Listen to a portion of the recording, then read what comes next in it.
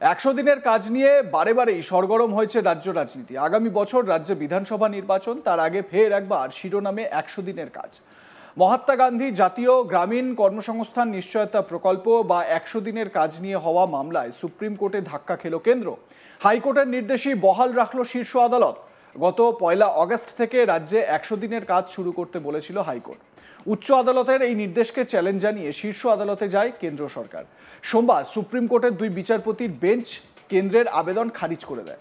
কেন্দ্রের উদ্দেশ্যে বিচারপতি বিক্রম নাথ এবং বিচারপতি সন্দীপ মেহতার বেঞ্চের মন্তব্য, আপনারা মামলা তুলে নেবেন নাকি আমরা খারিজ করব। তারপরেই আদালত মামলাটি খারিজ করে দেয়। সুপ্রিম কোর্ট কেন্দ্রের আবেদন খারিজ করে দেওয়ায় হাইকোর্টের নির্দেশ মেনে 100 দিনের কাজের টাকা মঞ্জুর করতে হবে কেন্দ্রকে। তাছাড়া এর ফলে 100 দিনের কাজ নিয়েও বাধা কাটল। শীর্ষ আদালতের এই রায় তৃণমূল কংগ্রেস তথা রাজ্য সরকারের বড় জয় বলেই মনে করছেন বিশেষজ্ঞরা। তৃণমূলের সর্বভারতীয় সাধারণ সম্পাদক অভিষেক ব্যানার্জি সোশ্যাল মিডিয়ায় লেখেন, বহিরাগত বাংলা বিরোধী জমিদারদের আরও একটি শোচনীয় পরাজয়।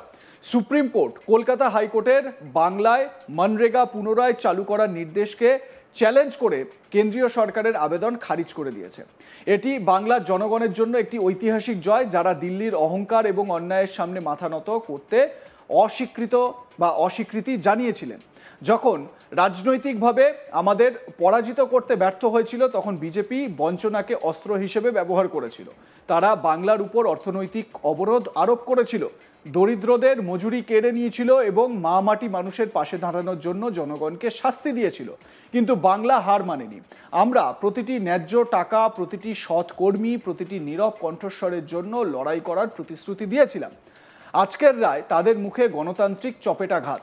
যারা বিশ্বাস করত যে বাংলাকে নির্যাতন করা যেতে পারে, জোর করা যেতে পারে বা চুপ করানো যেতে পারে, তারা বাংলা থেকে নেয় কিন্তু তার প্রাপ্য ফেরত দিতে অস্বীকার করে। কিন্তু এখন তারা জনগণের ভোটে এবং সুপ্রিম কোর্টে পরাজিত হয়েছে। অভিষেক বন্দ্যোপাধ্যায়ের টুইট আপনারা দেখতে পাচ্ছেন আপনাদের স্ক্রিনে এই মুহূর্তে। তৃণমূল সাধারণ সম্পাদক অভিষেক বন্দ্যোপাধ্যায় তিনি এই নিয়ে বিশাল বড় পোস্ট করেছেন।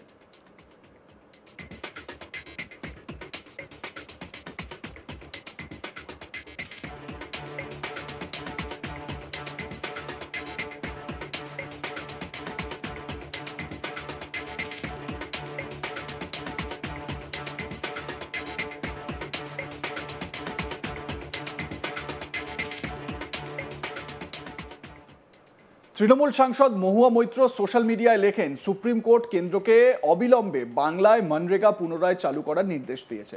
বাংলাকে নির্যাতন, ভোটাধিকার বঞ্চিত এবং অবরোধ করার বিজেপির আরও একটি প্রচেষ্টা ব্যর্থ হয়েছে।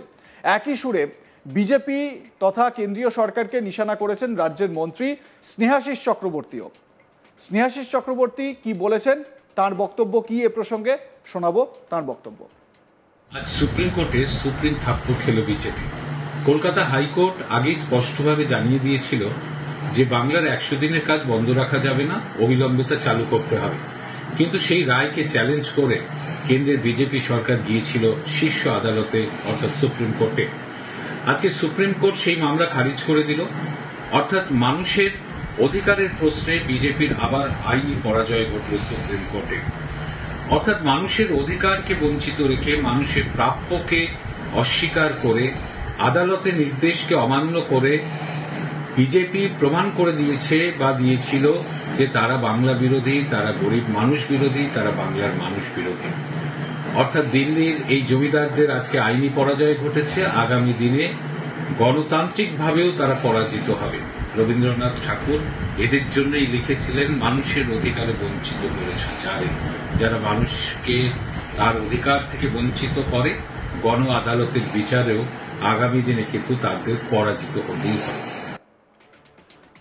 মহাত্মা গান্ধী জাতীয় গ্রামীণ কর্মসংস্থান নিশ্চয়তা প্রকল্প বা 100 দিনের কাজ নিয়ে হওয়া মামলায় সুপ্রিম কোর্টে জোর ধাক্কা কেন্দ্রের বলাই যায়। হাইকোর্টের নির্দেশই বহাল রাখল শীর্ষ আদালত। গত 1 আগস্ট থেকে রাজ্যে 100 দিনের কাজ শুরু করতে বলেছিল হাইকোর্ট।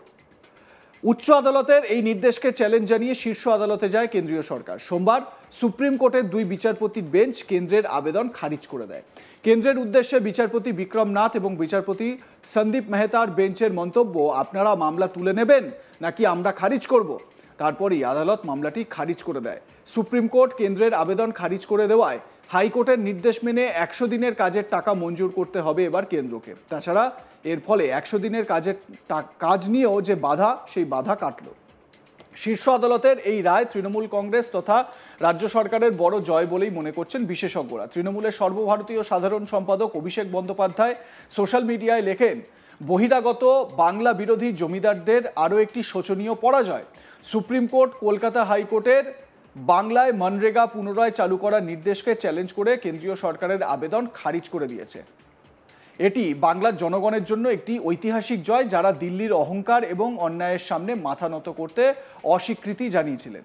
যখন রাজনৈতিকভাবে আমাদের পরাজিত করতে ব্যর্থ হয়েছিল, তখন বিজেপি বঞ্চনাকে অস্ত্র হিসেবে ব্যবহার করেছিল। তারা বাংলার উপর অর্থনৈতিক অবরোধ আরোপ করেছিল, দরিদ্রের মজুরি কেড়ে নিয়েছিল এবং মাটি মানুষের পাশে দাঁড়ানোর জন্য জনগণকে শাস্তি দিয়েছিল। কিন্তু বাংলা হার মানেনি।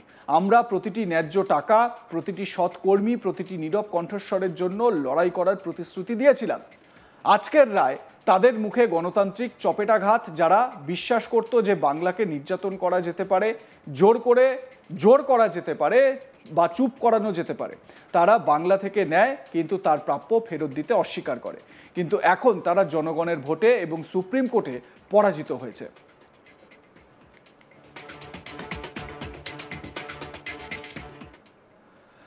অন্যদিকে তৃণমূল কংগ্রেসের সাংসদ মহুয়া মৈত্র তিনিও সোশ্যাল মিডিয়ায় লিখেছেন, সুপ্রিম কোর্ট কেন্দ্রকে অবিলম্বে বাংলায় মনরেগা পুনরায় চালু করার নির্দেশ দিয়েছে। বাংলাকে নির্যাতন, ভোটাধিকার বঞ্চিত এবং অবরোধ করার বিজেপির আরও একটি প্রচেষ্টা ব্যর্থ হয়েছে, লিখছেন তৃণমূল সাংসদ মহুয়া মৈত্র। অন্যদিকে রাজ্যের মন্ত্রী স্নেহাশিস চক্রবর্তী এ বিষয়ে কি বলেছেন শুনুন। আজ সুপ্রিম কোর্টে সুপ্রিম থাপ্পড় খেল বিজেপি। কলকাতা হাইকোর্ট আগেই স্পষ্টভাবে জানিয়ে দিয়েছিল যে বাংলার 100 দিনের কাজ বন্ধ রাখা যাবে না, অবিলম্বে তা চালু করতে হবে। কিন্তু সেই রায়কে চ্যালেঞ্জ করে কেন্দ্রের বিজেপি সরকার গিয়েছিল শীর্ষ আদালতে অর্থাৎ সুপ্রিম কোর্টে। আজকে সুপ্রিম কোর্ট সেই মামলা খারিজ করে দিল। অর্থাৎ মানুষের অধিকারের প্রশ্নে বিজেপির আবার আইনি পরাজয় ঘটল সুপ্রিম কোর্টে। অর্থাৎ মানুষের অধিকারকে বঞ্চিত রেখে, মানুষের প্রাপ্যকে অস্বীকার করে, আদালতের নির্দেশকে অমান্য করে বিজেপি প্রমাণ করে দিয়েছে বা দিয়েছিল যে তারা বাংলা বিরোধী, তারা গরিব মানুষ বিরোধী, তারা বাংলার মানুষ বিরোধী। অর্থাৎ দিল্লির এই জমিদারদের আজকে আইনি পরাজয় ঘটেছে। আগামী দিনে গণতান্ত্রিকভাবেও তারা পরাজিত হবে। রবীন্দ্রনাথ ঠাকুর এদের জন্যই লিখেছিলেন, মানুষের অধিকারে বঞ্চিত করেছে যারা মানুষকে তার অধিকার থেকে বঞ্চিত করে, গণ আদালতের বিচারেও আগামী দিনে কিন্তু তাদের পরাজিত হতেই হবে। লাইক, কমেন্ট, শেয়ার করতে ভুলবেন না। দেখতে থাকুন আজ তাক বাংলা। সাবস্ক্রাইব করুন আমাদের ইউটিউব চ্যানেলটি, বেল আইকন প্রেস করুন নোটিফিকেশন পেতে।